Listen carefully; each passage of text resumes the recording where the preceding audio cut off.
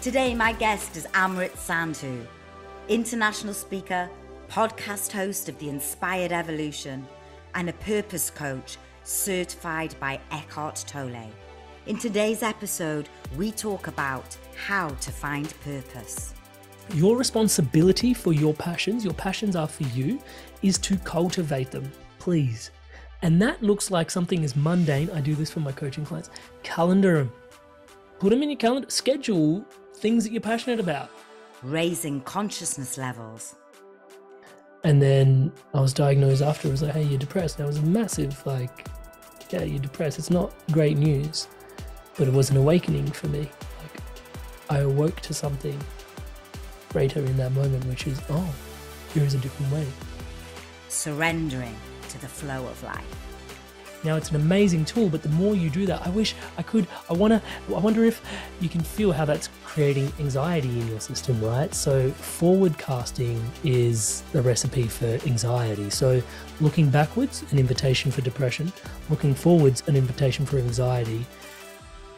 Amrit, welcome to my show, and all the way, I was going to say from sunny Australia, because that's sort of what springs to mind, but all the way from down under. Welcome.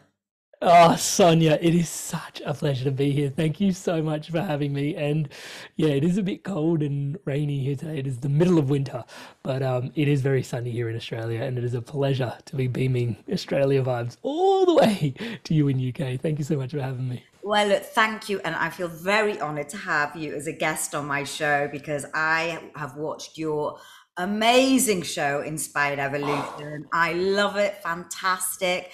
And you've got some amazing guests, one of whom we share a love of, Dr. John DeMartini.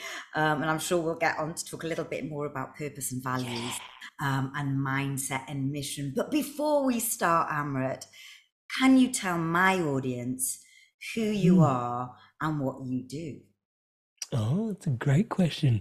So who I am is very concisely put as, when I look into myself, the pillars of Amrit are connection, contribution, celebration.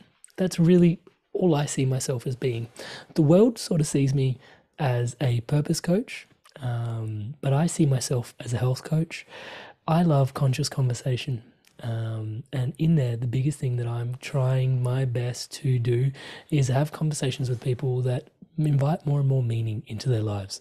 So that involves connection. As long as I'm connecting with you and inviting more meaning into your life, I'm really zingy. And as long as there's an opportunity to contribute to you in that way, I'm really zingy. And hopefully that means you celebrate life a little bit more fuller, richer. And so that's all about me. So in that, the vehicles and the containers, which is probably the normal way to answer your question, Amrit is podcaster, YouTuber, life coach, and public speaker. But those are all just the vehicles which allow me to connect, contribute, and celebrate this thing that is just something that I'm so passionate about, which is, finding more meaning and living more meaningful and purposeful lives. Yeah. I love that, Amrit. I actually love that. Those three words are absolutely beautiful. And I want to sort of delve down into finding out how you got to those three words. But before we start, I always think it's quite nice just to give people a feel for you and your background and how you got to this point. So could you walk me through your journey and background? Yeah, I'll try and give you the Cliff Notes version, because I'm a subject matter expert on me, so I can talk about me forever. I guess I always grew up having Indian heritage. I grew up with a deep sense of spirituality just baked into my life, my everyday being. It was just part of what I grew up with. I mention that because I have failed to mention that in the past, and in fact, it was in my blind spot for quite a while, just how much I take for granted spirituality and just a lens of spiritual being, if that's a way of putting it, because I just grew up with it. And I had a coach recently look at me and he's like, your values, we've been running through this, we've been talking about certain things, and you never really mentioned spirituality. And I was like, what's there to mention? Like, it's everything. He just goes, yeah, but you do value it. And it's like, that's true. So I grew up in an Indian household, very spiritual, but I also grew up in Australia, which is, as you mentioned, it's quite a like the I don't say they're polar opposites, but there is a little bit of this east and west sort of conditioning between the two. They're two very different cultures. So I grew up in a Western climate. And by climate, I mean all sorts of culture, schooling, friends, all that sort of stuff, but with very Indian heritage and home. And I was the first generation out of India of a migrant family. So that meant my roots were still very strongly placed in like the way I was brought up in Indian. Everybody grew up around me on Disney and Bugs Bunny and Mickey Mouse, and I was watching Bollywood films and screwing in the light bulb and patting the dog and all those things at the same time. So it was gives you a bit of an idea of the sort of polarities that were going on. You know, it made for a very rich Touchwood childhood. But then as I became more and more of an adolescent, as I approached my teenage years and then, you know, grew up, there started to be some real contrast between the values of, you know, I didn't have this languaging around then. I wish I did, but the values of what it meant to be Indian and what it meant to be Australian. Those are two very different value systems, and those value systems actually came like butted heads quite a bit, time and time again, up until a point where, yeah, I had so much internal conflict, I would say, that I ended up basically landing in front of a psychologist at a certain point because I had pushed so hard trying to drive the Indian values forward and the Australian values forward. And they both were just, I couldn't be both people internally as I was just one person and I had to try and reconcile the two. And I kept on that battle internally. When I was sitting in front of the psychologist, she said, yeah, like you've been basically depressing yourself, which is not able to authentically express your fullest self. I can say that to you now, that the opposite of depression is expression. And I'm conscious when I say that, people will just be like, oh, depression's just something you can cure by creativity and expression. And yes, in many ways, my story shows me that. But, you know, full asterisks. For some people, yes, you may be suffering from a chemical imbalance. And sure, you know, medicines can support you through your journey.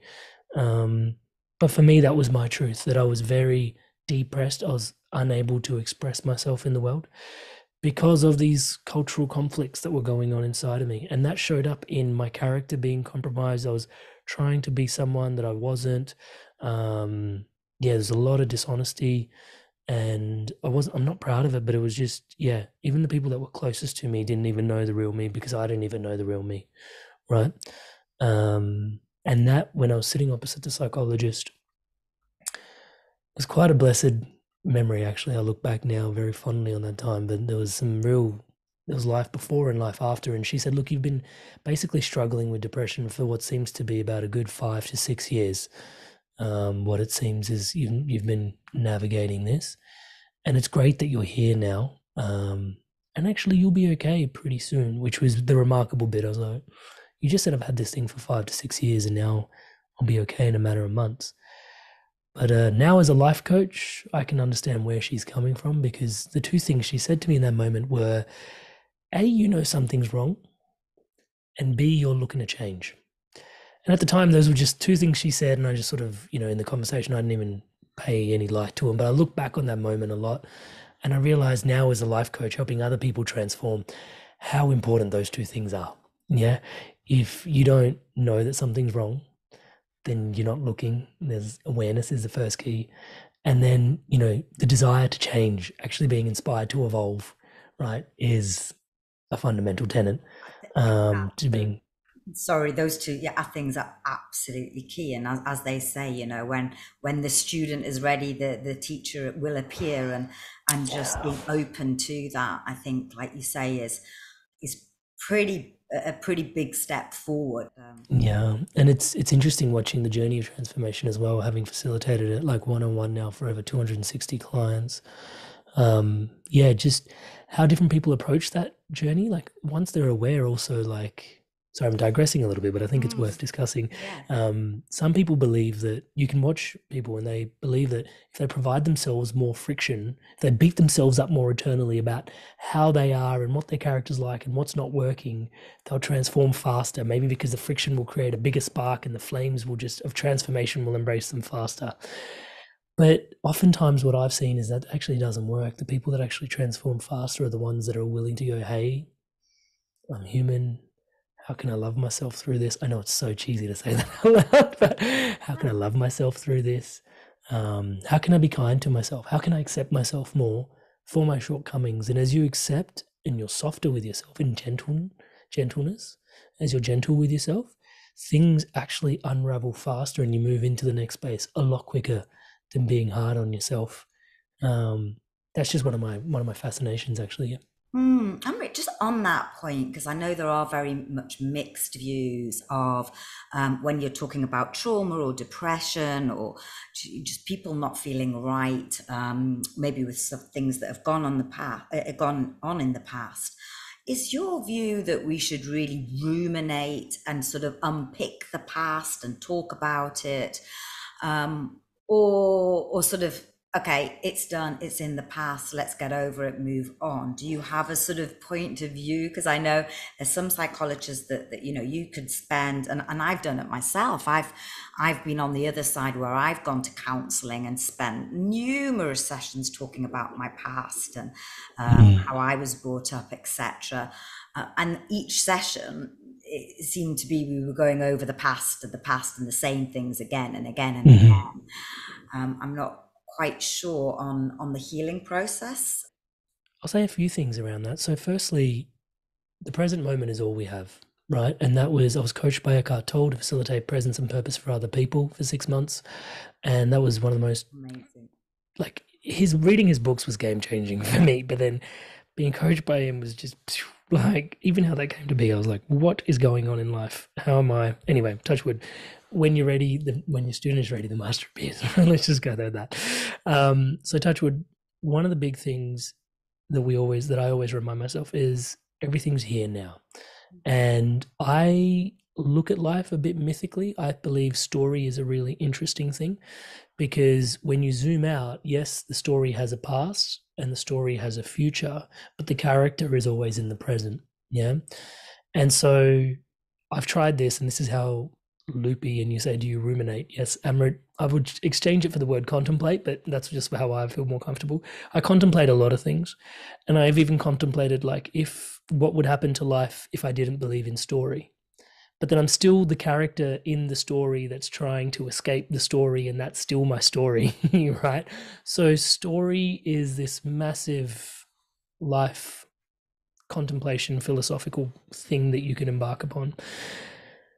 But the reality is that all you really have is the present moment. And when you look back and you spend more and more time in the past, and there's nothing wrong with doing that, right? Like it's actually really advantageous. It's how we have learned from our mistakes, hopefully, many of us as human beings. And actually, I would say that's what's brought civilization this far. We've tried to learn from our mistakes and navigate a better way into the future. But if you spend too much time looking into the past, one of the downfalls of that is that's depressing, right? The past is laden with depression.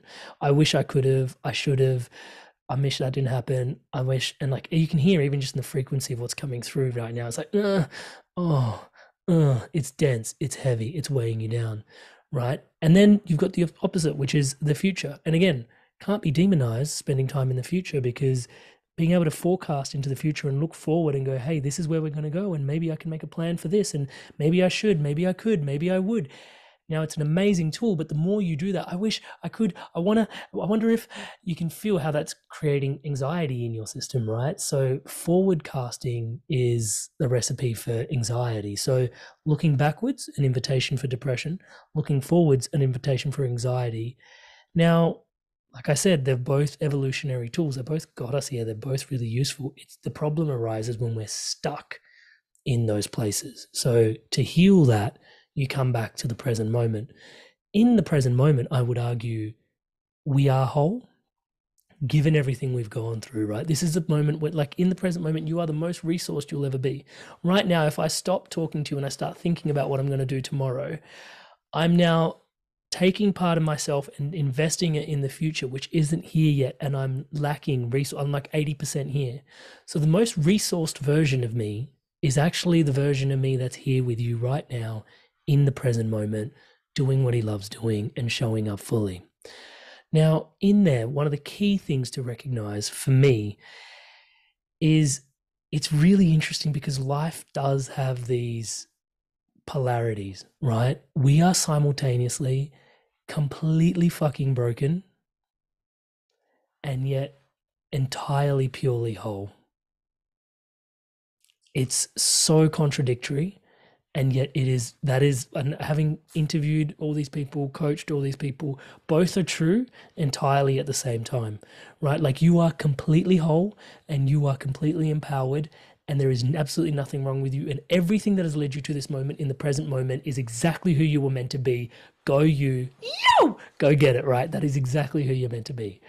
Having said that, like Rumi said, the cracks are where the light gets in, right? All the challenges you've faced, being a purpose coach, yeah, like your pain is your biggest potential, right? So though my biggest pain was I struggled with depression for 6 years, brought a lot of self-awareness into my system as to what was creating that. And self-awareness is now, touch wood, as a coach, what I try to hold space for other people as well, to become aware of themselves, what their limiting beliefs are, what their ambitions are, what their goals are, what they would like to do, right? So it's a real juxtaposition and it is a contradiction, but those contradictions, you have to make peace, I believe, with them to be part of the human experience fully and enjoy the majesty and the mystery of it, right? It's wow, how incredible, night and day. How Wow. incredible that I'm completely fucking broken and yet I'm entirely, entirely whole. And Oh yet my I dance between the two entirely. Oh my gosh, Amrit, I absolutely love that. And gosh, we could unpack so much of it. I resonate with everything you said about, it's not the past, it's not the future, it is the present. But I do find, Mm. and having coached people in the past, I don't coach right now, but when I did, and looking at myself, I'm probably coach myself the most. I know and I sort of tend to think people sort of fit in buckets. Not that I like to put people in buckets, but Mm. some people are very much, oh, I'm looking in the past and I can't look into the future, I can't look at the present. I'm much more of a future present than a past present, if you have to. And I don't know I totally that agree. people. Yeah, I think people have propensities for certain ways. I'm not sure if it's genetic or what, but yeah, I think people didn't like. I'm past oriented. I know me. Like left to my own vices, I slip into depression. I have that tendency, and my wife very future oriented. Right, she's more Yes. like anxiety prone. Not saying she's an anxious person, but that's what she's prone for.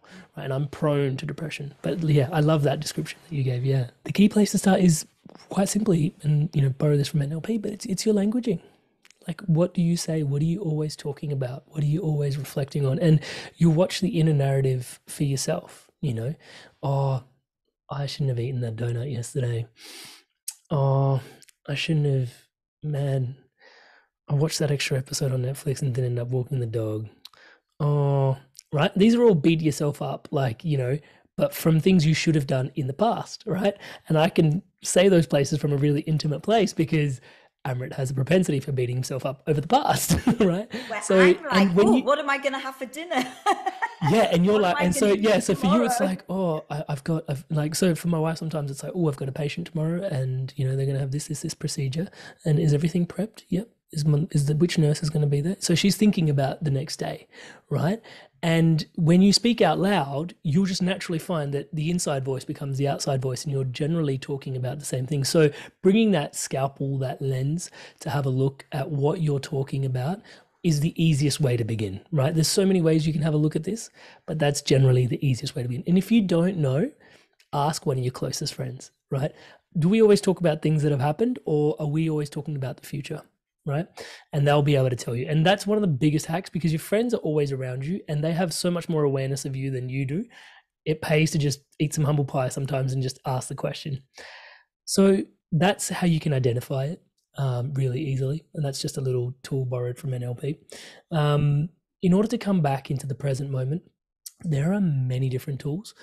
My favorite will always be the breath, because that's what I was gifted when I was told I had depression and I was opposite the psychologist. She prescribed me antidepressants.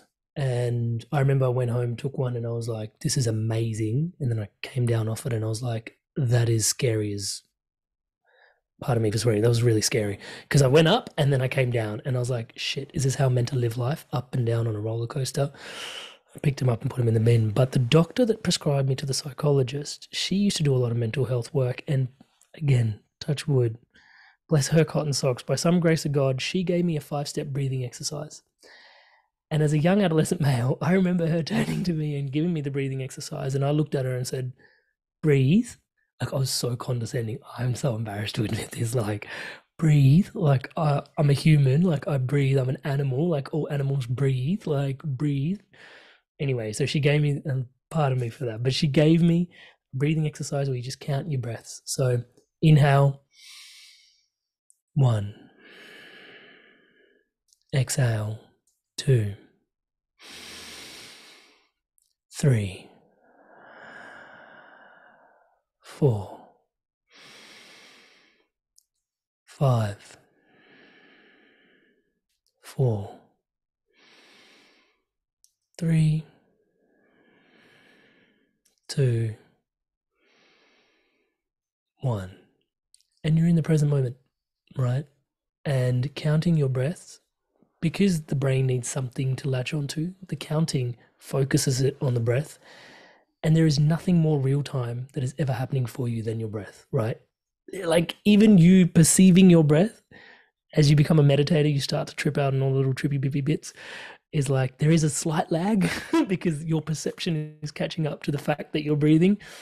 But that's such a trippy, hippie, dippy meditator place to be. But it is the most real time tool you have. So coming back to your breath, if you find that that is not something that's accessible for you, an affirmation is oftentimes one of the best places to go. I'm I'm lovable. I'm lovable. I'm lovable. I'm enough. I'm enough. If you find yourself consistently barraged with going into the past or consistently barraged with going into the future, breathing, bring yourself back into the present moment. If that's too hard because you don't have that sort of practice, affirmations work really well. I'm enough. I'm enough. I'm present. I'm present. Say what you would like to override the pathways that are sort of programmed in your mind to drive you into the propensity of taking you forwards or backwards, and just ride a pathway that is actually anchored in the present moment through affirmations. Those are absolutely great tools, and I think sometimes people maybe overcomplicate it, especially with and you know, we haven't talked about meditation or breath work meditation.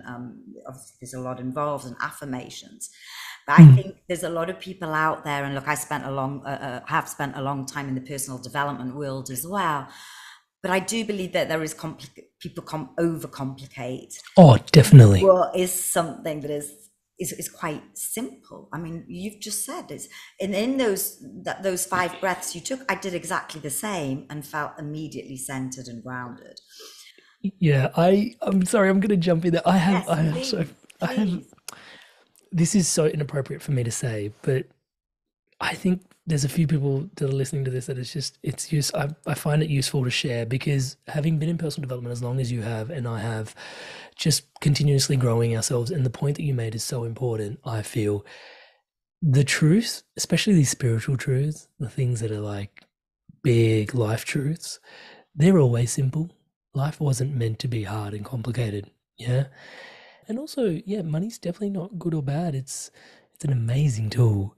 Yeah. In fact, I would say it's pretty good. It's an amazing tool for what it can actually help you accomplish.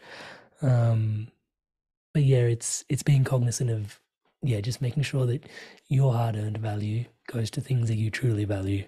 Yeah. Well, look, Amrit, we sort of interrupted your journey, and you were just saying that you'd got to the point of you'd been diagnosed with depression and you'd been given these tools to help. Yeah. How did that lead to sort of your next evolution? Yeah, great. You used the word evolution, so I'll take that journey to how I ended up with inspired evolution or being inspired to evolve. It ended up with me. I don't know how it works, but it works. Yeah, so the mindfulness exercise that I was gifted by the GP was actually the biggest gift ever. And guys, just as a mental health first aider, I'm just going to throw this in there. If you know anybody that's struggling with mental health issues or you think could use some help, your key responsibility is not actually to help them, it's just to get them to your local GP. In every developed country in the world, the GP has a process for basically supporting them through their mental health challenges. So I'll just throw that in there. Your GP is the best resource you have for yourself and your friends when it comes to mental health. Yeah, so she gave me that breathing exercise, and I basically came to that, brought in this whole awareness of like, eventually I was like, breathing's working. What? Breathing's working. Okay, what is this? And it's like, this is mindfulness. Oh, mindfulness. And I started reading The Happiness Trap, reading all these books on mindfulness. And eventually that brought me to meditation, which was, mindfulness lives within the world of meditation. And again, growing up Indian, meditation was this thing. I used to see my dad just sit in the sun every morning for about an hour with his eyes closed. And I used to look at him and I was like, he's just sitting. It was just something dad did, you know? I was just like, you know, but it was always out there. It was always a dad thing. It wasn't really a me thing. And it's in like, just, yeah, I started to connect with it. I just was like, okay, I'll just sit in silence. I've seen my dad do it and I'm sure I can do it. And I started to sit, and then I started to learn more and more about meditation. One of the most intense books I've ever read is The Illuminated Mind. But yeah, that's like breaks down meditation and a bit too much, actually. It's a bit too technical. But yeah, I started to learn to meditate, and that brought me to the journey of becoming a meditator. Now, in that, it wasn't easy as my world was breaking down. I lost a lot of my key relationships, a lot of my friends, because of how dishonest I had been, because of all the challenges I'd faced, because of how I'd been showing up.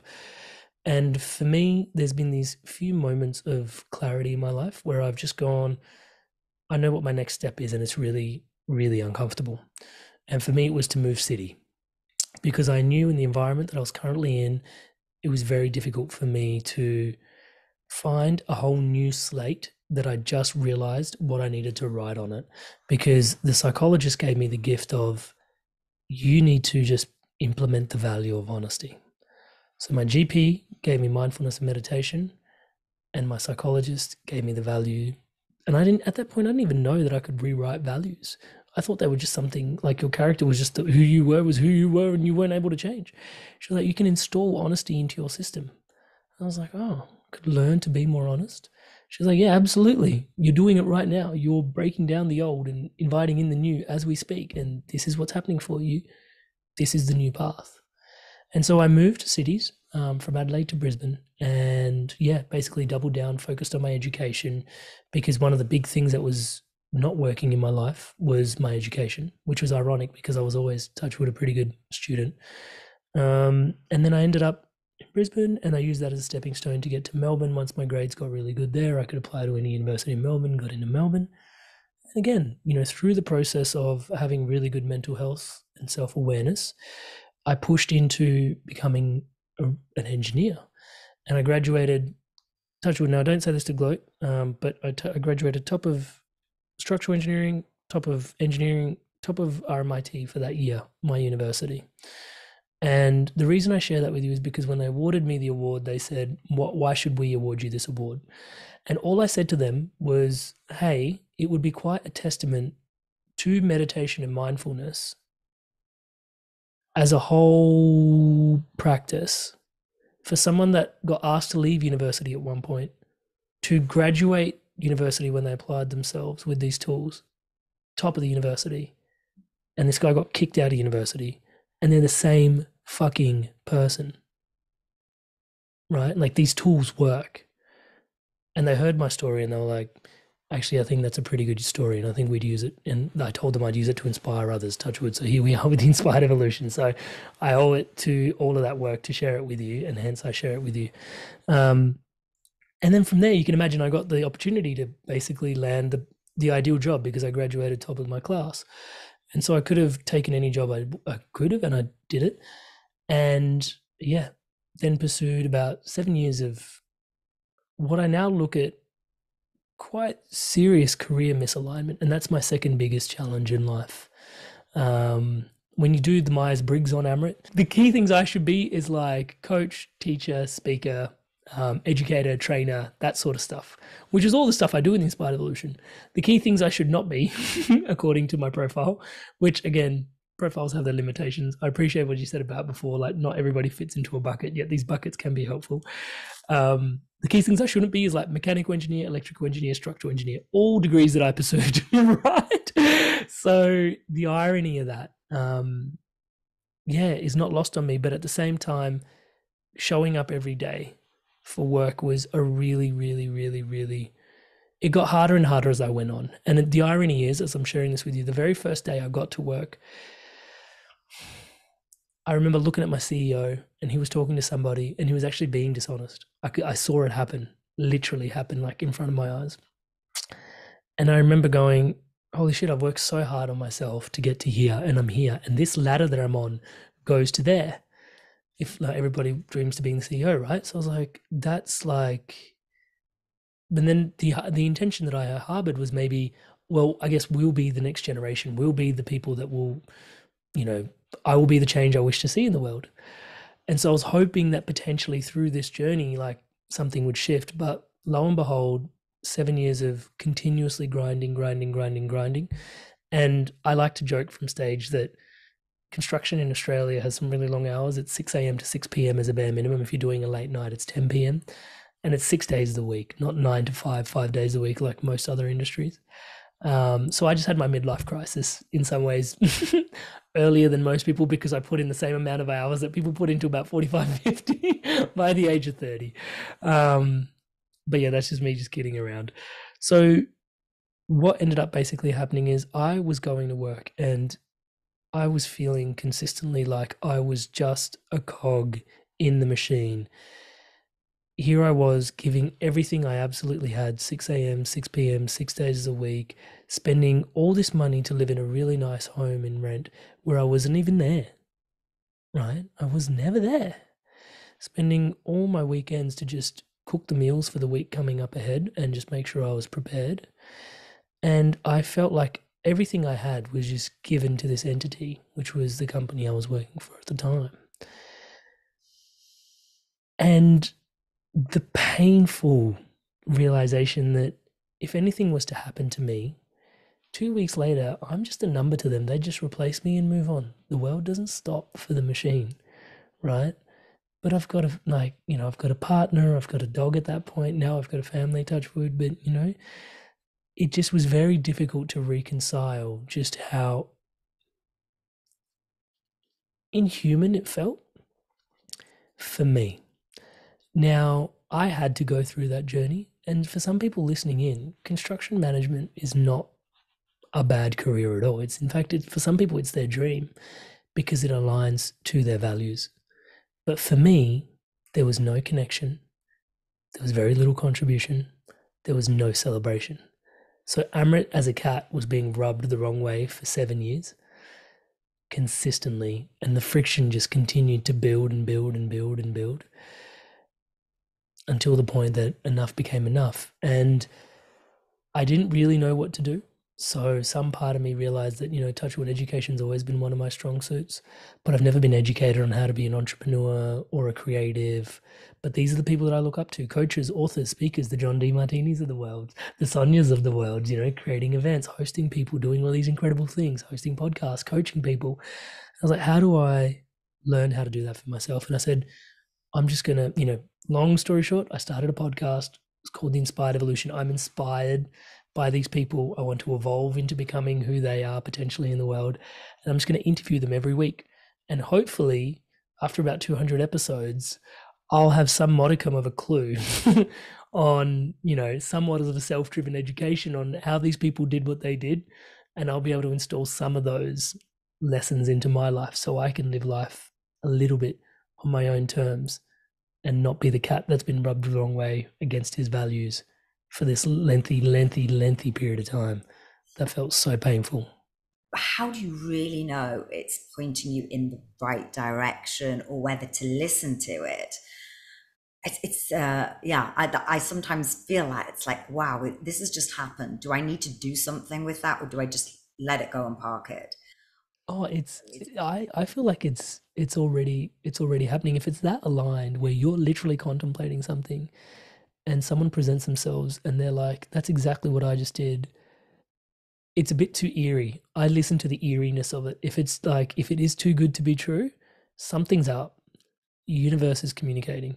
Touchwood is my humble experience of it.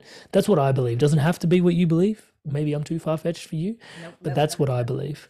When I tune in, I'm like, oh, this is eerie. Like, of all the gin joints and all the world she walks into my no, but of all the places this guy could have just gone and landed and plonked himself on a couch and had a conversation, which was talking to a complete stranger in the cavalier attitude that he was, and the life junction that he was at and what I was at, it was a bit too serendipitous. It was a bit too coincidental.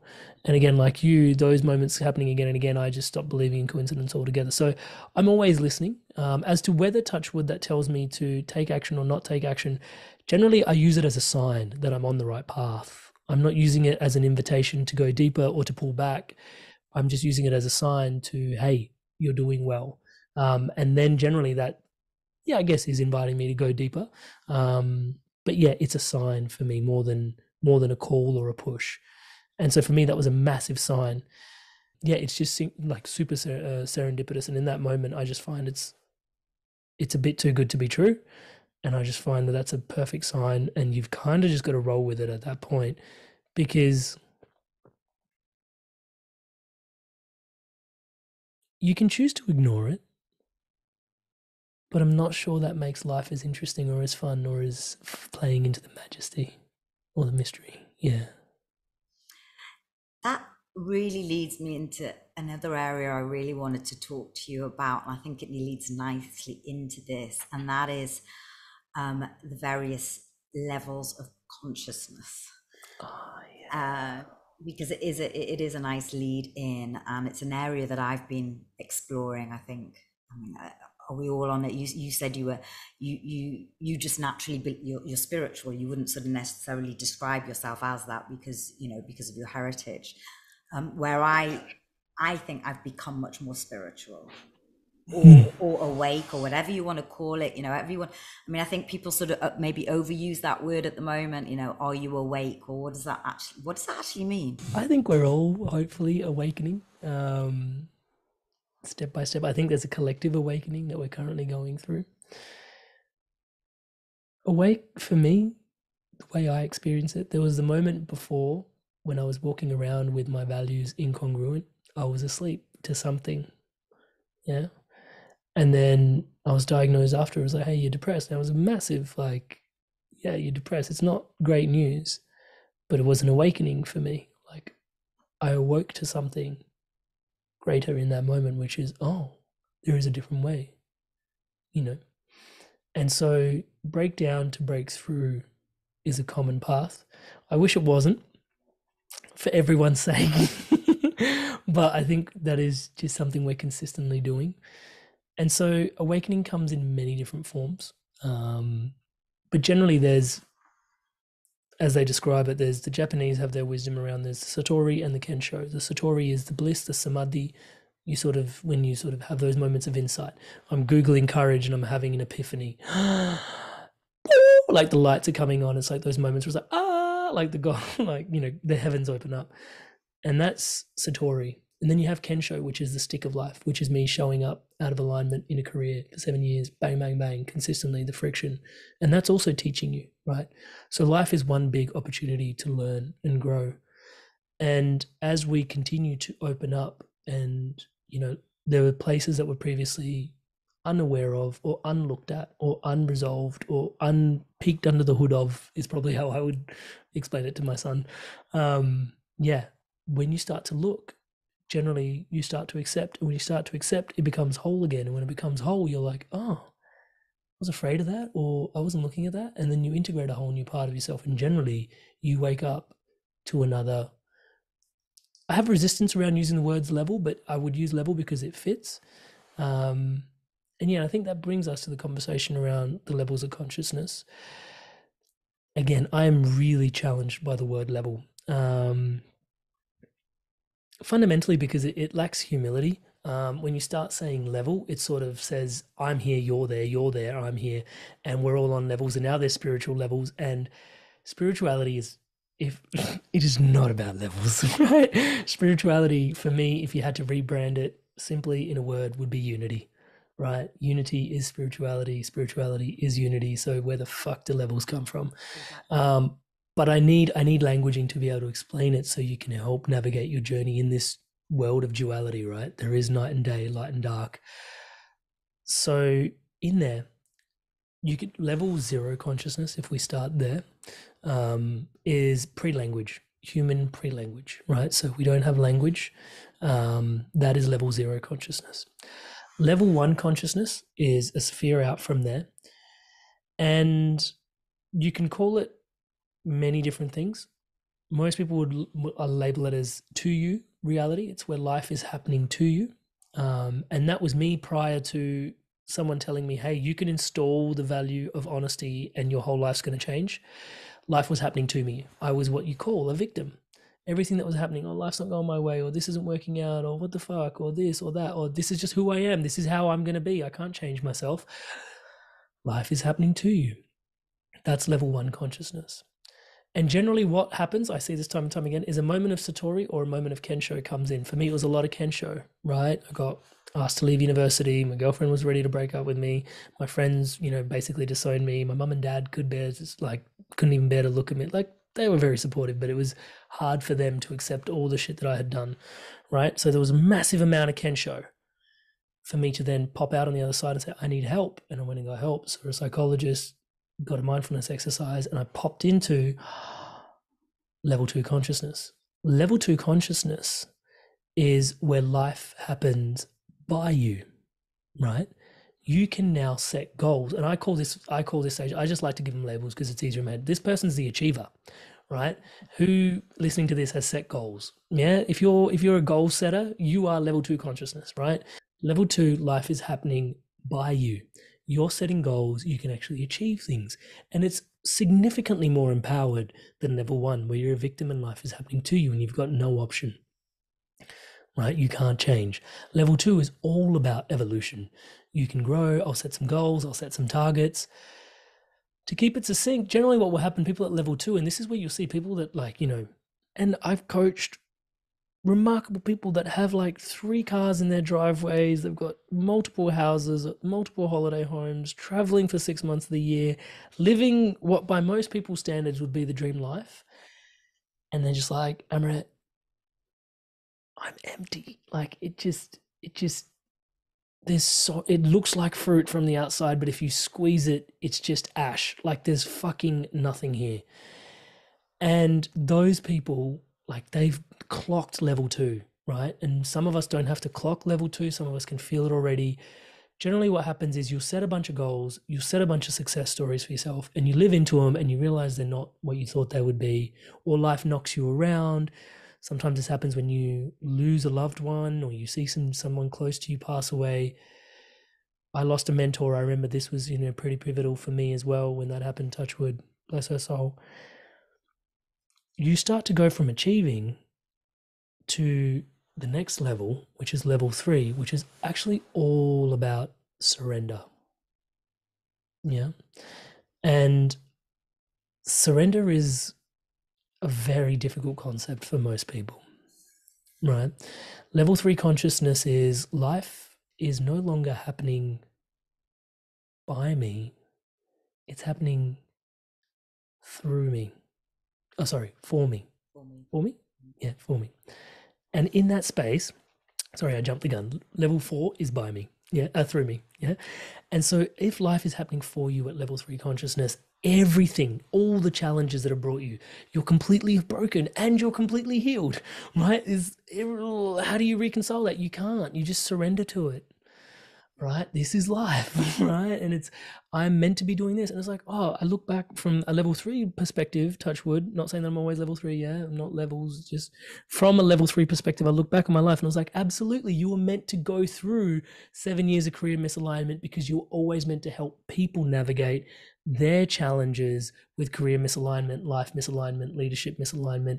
You're meant to help them with their purpose. This is part of your story. If you remember me sharing that with you before, it's all perfect, right? And then you start to get out of your own way a little bit and go, okay, I've set the best goals and destinations for myself and they've gotten me thus far. And it is useful to retain some of your level 2-ness, I would say.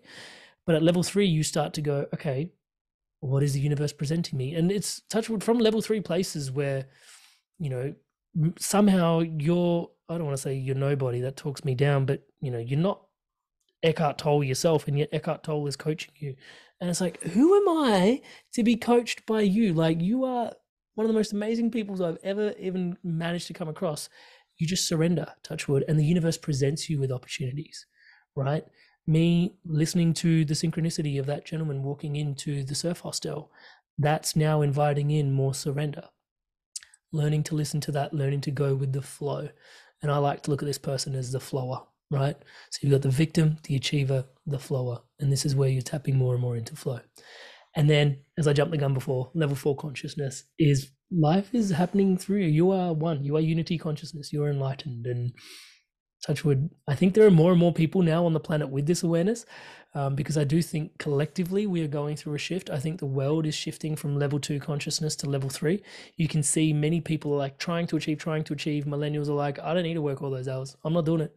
For what, right? And where more of us are having this conversation because there is a collective shift, right? And all of the challenges that we're like raping and pillaging the earth, pulling out its resources, trying to do all this sort of shit. And it's like, yeah, we've pushed as hard as we can, but at some point we've got to go with it a little bit more, right? And that doesn't mean, again, we don't lose all the level 2-ness, but we learn how to be more, okay, what is the earth teaching us?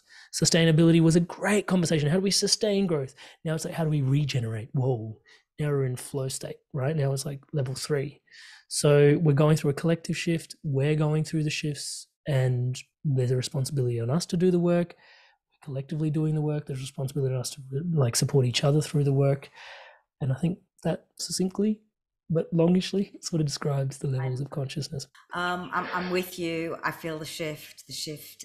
It's one of the reasons I've sort of shifted my own podcast, because I do believe it's shining a light on people such as yourselves that feel that shift and can help others go through it as well.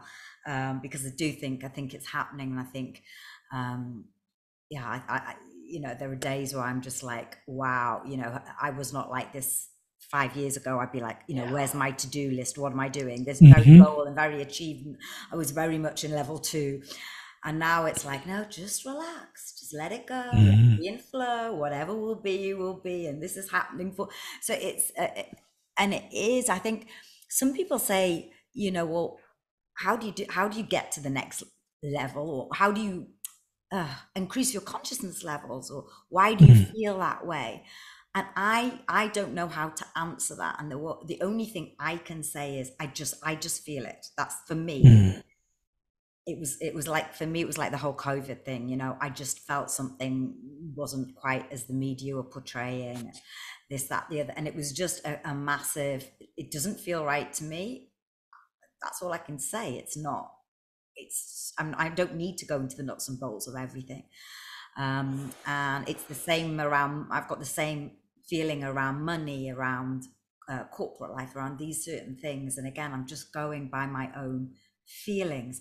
If someone came to you, Amrit, and said, how can I, trying not to use the word levels, but how can I become more conscious? Mm-hmm. Do you have a way they can do that? Yeah, absolutely. So a long conversation starts at that point. That's a coaching conversation where we start to unpack who's pushing, depending on where they're at. Like, why are you pushing? One of my favorite sayings, this came from someone on the podcast, which is, you're running to find enlightenment, like you're chasing it and chasing it and chasing it. Slow down, it's behind you. Right? So that's always the invitation to who's asking, who's looking. Okay, who's that person? What is their propensity? Depending on what level you're at. If you're at level 1, then it's like, okay, how do we get you out of the victim state? The ace in the hole for that person, even you would assume it's goal setting, it's really gratitude, right? The ace in the hole is gratitude, right? If you can find some gratitude, you like whatever you're a victim of just loses its grip, it disintegrates, right? From level 2 to level 3, right? And mind you, I didn't give you level 0 to level 1 because hopefully you're listening to this, you've got language.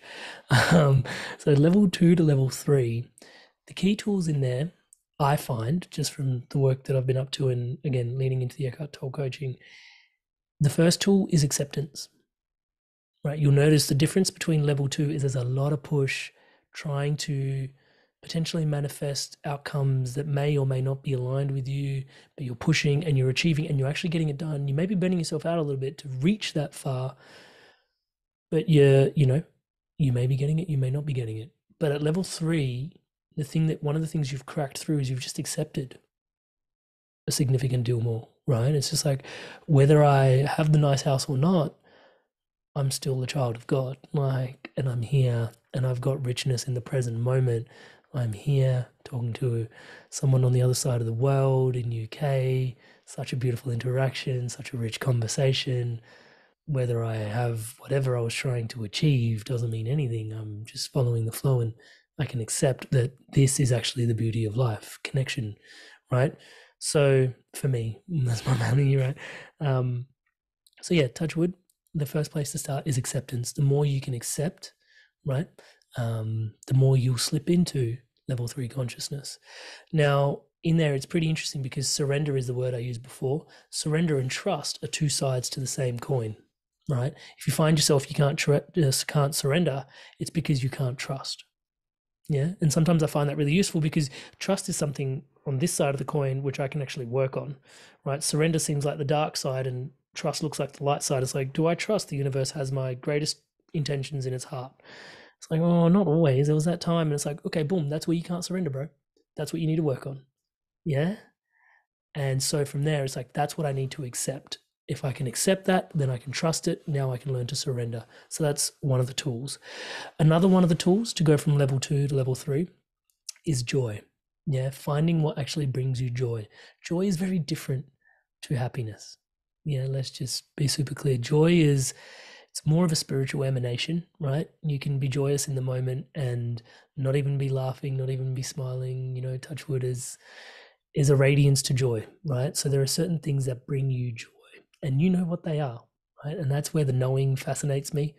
You can't help but sort of click into it when you click into it. Like, I've been podcasting for 6 years. Sonia, you've been podcasting for ages. You just know there's a joy in there. You took some time off, you're bringing it back. You just know that it brings you joy. It doesn't feel right to not be doing it. So you're coming back to it, right? And it's just like, you're meant to be doing this, right? Your flow is naturally surrendering you into doing stuff, which sounds very achievey. It feels very level two when you look at it from the outside in, but it's coming from a very different place. And the third one is enthusiasm. There are certain things, and it's my favorite word in the world, touch wood. I love enthusiasm. If I could change my name, it'd be Enthusiasm Sandhu. I don't know. I just said that. Touch wood. But it's yeah, enthusiasm is just it. There are things that you're enthusiastic about, and I used to notice this even as a young guy. Like, I didn't have all this awareness around me back then, but when I used to go on a date, I used to see what the opposite the girl on the other side of the table was finding funny, because you can't fake your humor. And if I would make a joke and she didn't find it funny, I was like, oh, this is not going to work. Like, we are different people, right? And that's totally fine. Similarly, you cannot fake what you're enthusiastic about, right? So when people go, what's my purpose? It's like, take a look around your space. Like, my space is filled with books and instruments on spirituality, personal development, finance, wealth, mindset, growth, like all sorts of cool stuff, right? To me, that's what's cool to me.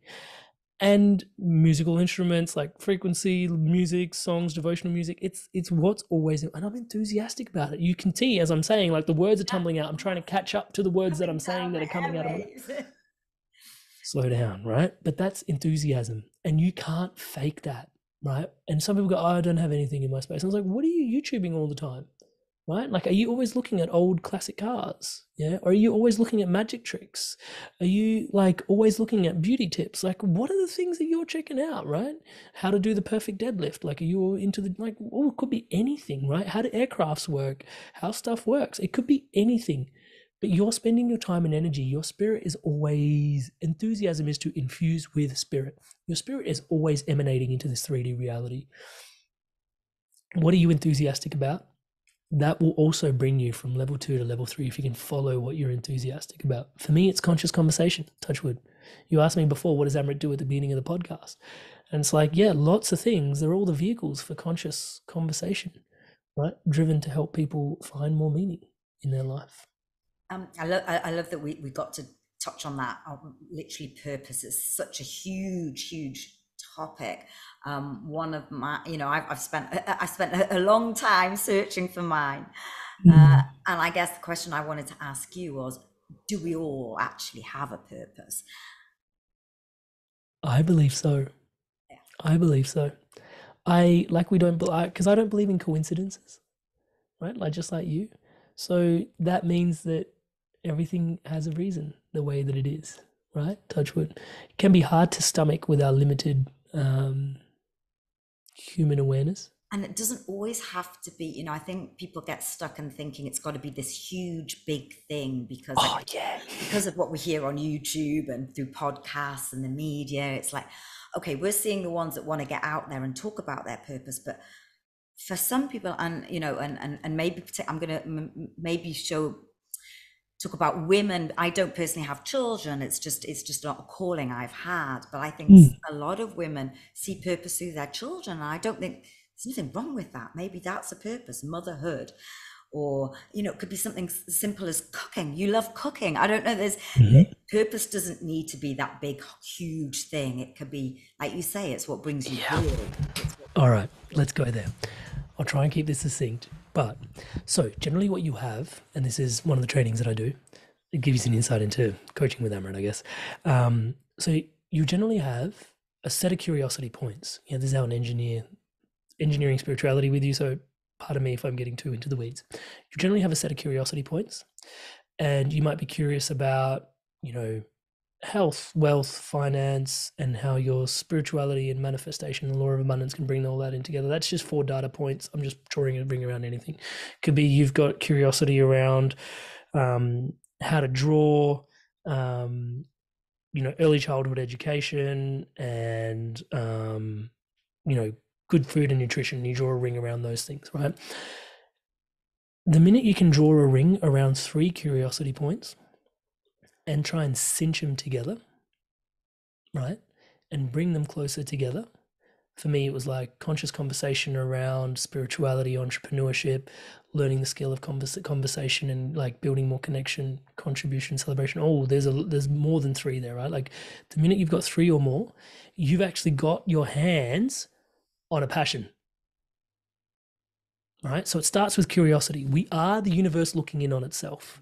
So the universe is innately curious. It's the fundamental fabric that is woven into, like, why the fuck consciousness? Like, what's consciousness? And yet it's happening, right? We're having this experience. It's curious about itself. We're curious about itself. You get it, right? Somewhat. Your responsibility for your passions are for you, is to cultivate them, please. And that looks like something as mundane. I do this for my coaching clients. Calendar them. Put them in your calendar. Schedule things that you're passionate about. Just schedule it. Conscious conversations. Have a conversation once a week with somebody on a podcast. I invited people into my living room every fortnight to have philosophical conversations. I scheduled it. Every fortnight, people would come over and hang out. So schedule that. That's one of the tools, right? So cultivate is probably what I would say. And that gives you your passions. Now, once you've cultivated your passions to a certain point, people were coming over to my living room every fortnight having philosophical conversations. After a while, people are like, whoa, can you do more of this? Because you're just overflowing. From the overflowing cup, you're not actually giving to anybody anything. People just see stuff dripping off you, touch wood, and they're like, oh, that's actually valuable. Can I grab onto that? Oh, that's actually valuable. Can I have a little bit of that? Can you share with me this insight? For me, people said, hey, can you start a podcast? These conversations are amazing. Will you start a podcast? And I had a massive aversion to it. I had all my own blocks, but eventually I came out of my way and moved into it, as you can now see. And I started to serve people my passion. My passion in service to you is a purpose. So, exactly what you were saying before, you don't just have one passion. So, you don't just have one purpose, right? You've got multiple curiosity intersection points. You could be really passionate about your family. It's one of your purposes. You're serving them. It's not about you, right? So the distinction between passion and purpose is passion is for you, purpose is for them. Find your passion by finding your curiosity points. And so, yeah, there's multiple purposes that you could be living into at any given time. Amrit, I absolutely love this. If somebody, do you take on individual clients? Thank you. Yeah, I've accepted that it's my favorite thing to do. Touch wood, going deep one on one. Like, yeah, I used to run group coaching programs for all sorts of different stuff, and it's great, and it's actually financially more lucrative. But one on one coaching where we get to super deep dive, it's just I missed a connection, right? So the connections, the deeper they go, the more richer they feel for me. So connection, contribution, celebration. So absolutely love to coach, and generally the easiest place to start is make your way over to the YouTube channel, youtube.com/inspired evolution. If you scroll down on the page a little bit, you'll see 60, 70 odd testimonials just sitting there of people that have had a transformation. And if any of those transformations speaks to you, in the blurb of one of those transformations, there'll be a link to book into a discovery call. So you can, have a bit of a insight into, the types of people that I've supported and what sort of work I've done. I think that's probably the best way. If you want to just go, hey, this coaching call has been, this podcast has been super inspiring and I want to jump on a coaching call, amrit.coach is the website. But yeah, check out YouTube, just feel into a couple of testimonials, see if it's right for you. And then there's always going to be a link there and you can check it out. Yeah. What does the future hold, Amrit? Where are you taking Inspired Evolution next? Oh, wow. The Inspired Evolution is actually taking me places, I would say. Yeah, I continue to remain in awe of what it's up to. For me at the moment, it's trying to do the best I can on YouTube to try and afford people as many tools as I can. I want to use the word for free, but it doesn't feel right. It's a labor of love. So just trying to pour as much love as I can into that YouTube channel. It's been really remarkable for me, just the amount of impact that's possible. I've always been driven by impact, connection, contribution, celebration. Contribution is about impact. Let's all celebrate an impact. Connection to impact multiple people, touch wood. So that's really been zinging for me. And that's really what I've been trying to take the future into. So all of that to sort of grow more and more in the coaching space as well, offering more and more e-learning tools that we can support people with, whether it's learning how to meditate, understanding more and more around gratitude, how to actually live your purpose. There's a whole bunch of programs that I've created for people, even if you want to start your own podcast. Like I said, depression, expression, help me express myself. Creating a whole bunch of stuff online to be able to support people just because it's easy to have that impact and reach people far and far. But ultimately what I would dream to create is, my vision is a community, is really just a community space, practical, grounded, hopefully somewhere in the hinterlands of Byron Bay, I reckon, here in Australia, where people can actually come and connect to each other in the physical. People come, they support retreats. These teachers that are teaching each other online are not just teaching each other online. They actually come to a wellness center. They spend time with each other. We can actually spend time in the physical on these retreats. So I'm sure that'll come. But it's, that's the long-term vision. But right now it's just, trying to grow as much as we can online to support as many people as we can. And that seems to be the low-hanging fruit for how we can provide value. And I'm sure the more value, touch wood, that the Inspired Evolution continues to give the world, the more value will be reciprocated. And whatever the vision of the future is, will transpire, will be. Like, it's good to have a level 2 goal, but again, level 3, touch wood, let's see what it brings forth. Yeah. And this is my final, what are the key takeaways from our conversation that you would say our audience should take away? Just a couple of key takeaways from this. There's probably quite a few around, you dropping into the present moment and just the positive mental health that's afforded with presence. I'm hoping you're taking away something around purpose and just how to actually find your purpose.